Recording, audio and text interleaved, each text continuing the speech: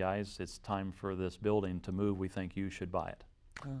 And we thought, we don't know if we really want to get into the landlord business. But then we heard through the grapevine that someone else was looking at the building and they were going to turn it into housing. Oh. And we thought, okay, we better get this thing bought. So we bought it from Bernard Friend on contract from him. Right. And at that point, Warren, the first floor had 3 businesses in it, the jewelry store and a couple others. The second floor only had 1 of the offices occupied, and the entire 3rd floor was completely vacant. Oh. The first level, the first floor of the building, created enough revenue to pay the mortgage. Oh. That left us 2/3 of the building left to potentially turn a profit.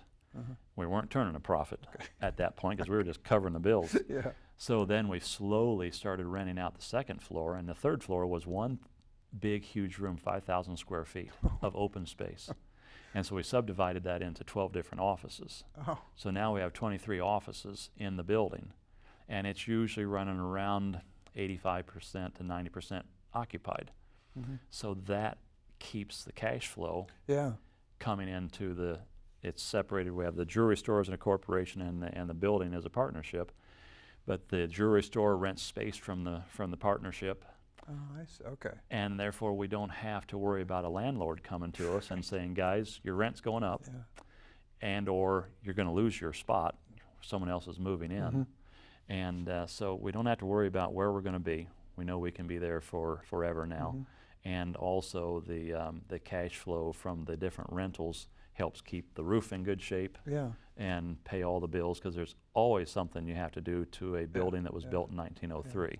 So, but it's fair to say it really is an important revenue stream. Yeah, it is. Yeah, it really is. Helped pay for both the boys' college. Yeah, right. Okay, I like that. You obviously have a very, very deep commitment to downtown Muncie, which is a part of the community that has experienced amazing changes since the 1960s and 70s when I came here. It's gone from a vibrant business center to an area that is really an ongoing struggle, or a story of ongoing struggle. How much has that impacted your business? Well, it certainly did impact us, I would say early on, especially in the late 60s, when we were in the Johnson building on the 2nd floor. That's a period of time when the mall finally moved in into Muncie, and we started losing. J.C. Penney's moved out of downtown. Woolworths, we were on the 2nd floor of the Johnson building. Woolworths was on the 1st floor. Woolworths left, Walgreens left. Everything started changing, and Dad decided we needed to get down onto the main floor, onto the main street. And so that's when we moved to where we are now, in 1972. And we saw the pedestrian mall be put into downtown, and that didn't work well. And then we saw the pedestrian mall get ripped out. And during all this time, we're just sitting there doing watch repair and fixing rings and doing our regular jewelry thing. And as the downtown continued to go up and down and up and down, we just kind of stayed steady and just did what we did. And now we see the downtown as being, it's never going to be what it once was. It's not going to be the 1960s, 70s downtown. Yeah, 1950s and 60s when you'd go downtown and you had to hang on to your mom's hand because there was such a crowd you'd get lost. It's never ever going to be like that again, but it can be a nice place for destination shopping. You go to a jewelry store, us or the other jewelers that are down there. There are actually 5,500 people that actually work downtown. And so that's an amazing amount of people to draw from. There's more and more restaurants now. There's more people living downtown, so it's just different than it was, and it will always, it will never get back to where that it was. But it's good for us. And it's again, it's low rent for us because we own our own building, so our overhead isn't high. So we can continue to focus on what we do and provide that service for the people of Muncie and the surrounding area. And those people have been very kind to the Murray family of coming in and doing business with us and letting us hand make jewelry for them. We had a farming family come in a few months ago that said, Todd, can you this lady, they have a big dairy operation, and they wanted a solid gold cowbell pendant made. Can you make a solid gold cowbell pendant? Sure, yeah, we can. So we made it, and it has a little white gold clanger on the inside, and then it just dings real pretty. And that's something that you just can't get right. at a regular jewelry store. You Yeah. just had to come to somebody that's going to sit down there and handcraft it. And we handcraft things like that because we can afford to, mainly because of where we're at. So I think we'll always be downtown. Yeah. Well, to put a little bit of a different spin on that, how important is it for your total business picture to have a vibrant downtown in Muncie, Indiana?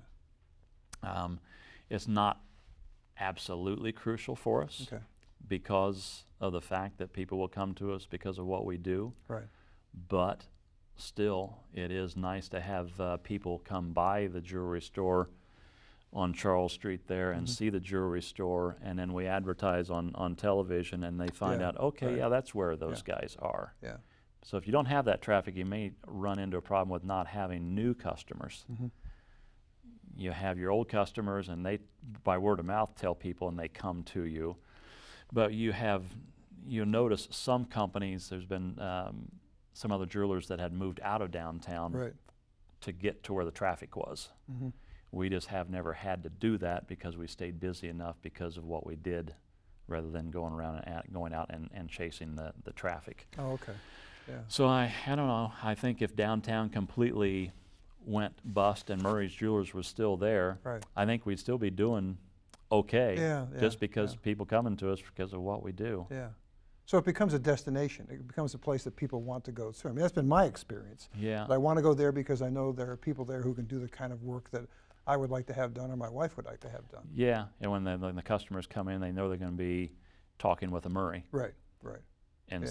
And that is very nice. I have some customers, Warren, that have come in and have said to Ryan or James, they'll hand them this engagement ring and say, Ryan, your great-grandfather sold us this engagement ring, and now we need it serviced.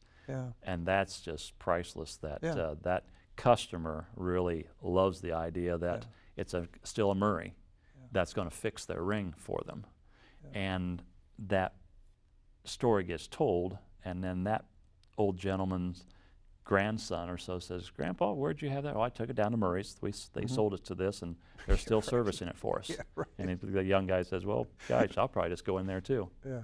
Who's doing it? A guy named Murray. Okay. Yeah, Well, another that was the same Murray. 3 generations ago. Yeah. Take me out, let's say 10 to 20 years. What do you see for Murray's Jewelers? How will it be the same? How do you think it might be different? I think it'll be the same in the fact that there's still going to be Murrays there. I have 2 granddaughters. All right. They may be the 6th generation and maybe the first female generation of jewelry designers and manufacturers. And how it will be different, I think, and it'll be the same also because we'll probably still be right downtown in our same location. It will probably change in the fact that we'll probably continue to move into the future as far as designing and manufacturing goes. We went from handcrafting, hand modeling wax models to CAD systems and CAM systems, and now I think the next move, and we're already starting to look into it, is with growing machines where they grow a wax model instead of milling a wax model. That will enable us to do more and more. I can see in the future, we've just kidded about possibly holograms being designed to where a person can come in and put a hologram ring on that we've designed for them, and they'll see it, but it's really not there. And then if they like that, then we'll create that and cast it then into gold, and they'll be able to put it on. So the future is exciting as far as the different manufacturing that we will be able to do. And again, since we are in our own building, we don't have to worry about somebody coming in and saying, you guys are losing your space. We're very comfortable that we're there, and we're going to be able to be there as long as we want to be there. And in the future, I think downtown itself is going to continue to get better and better, and I think we'll get better and better with the city. And so I see Murray's Jewelers being there at least into the 6th generation, maybe the 7th. I hope that's indeed the case. Thank you. Is there anything else you'd like to add to this very interesting story of a remarkable family business? Well, no, I just appreciate the fact that that you're letting me put Oh, this out so that hopefully my grandchildren or Yeah. other people that are looking Yeah. at it, and other people, students that look at a small company and say, what is it that made them be successful for 5 generations? And if one thing that I can say to them, if they're going to start a business, try to differentiate themselves from their competition. And that's what we've done with the manufacturing and the craftsmanship, is that not very many of the jewelers do what we do. Right. Yeah. And so hopefully this story can go a long way into a young entrepreneur that's wanting to open up a company, and the importance of being different than his competition. And also, if anyone's thinking about doing that, keep in mind too, there's going to be a lot of extra hours when you're your own manufacturer. I mean, my wife and my 2 sons were in the jewelry store yesterday, and that was a Sunday. Store's closed, Right. but we're in there working. Yeah. But then that's what you have to do if you're really going to stay ahead of the pack. Yeah, I would agree. Well, thank you very much for sharing this quite remarkable story with us. You're welcome, Warren. Thank you.